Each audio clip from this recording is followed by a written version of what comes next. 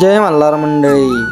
सकाळचं वातावरण बघून आपण चाललोय कॉलेजला. बसमध्ये बसलो आपण, काढला फोटो आपल्या आयान भैया. तर मंडळी आज आपल्या कॉलेजमध्ये होत्या कुस्त्या. तुमचा भाऊ पण खेळणार होता पण नको म्हणलं. घरी आल्यावर आपण आलो गौरवकड.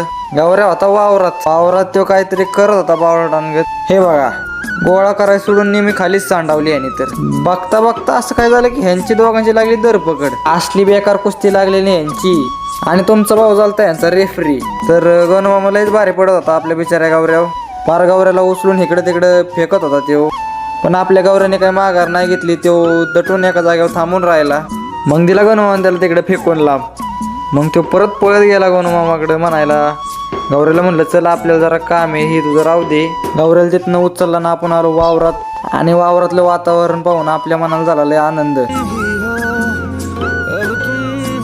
मग आपण आपल्या परम सुंदरीला घेऊन जरा वेळ नाही काय चारली. मग आलो आपण घरी. आजचा व्लॉग कसा वाटलाय कमेंटमध्ये नक्की सांगा.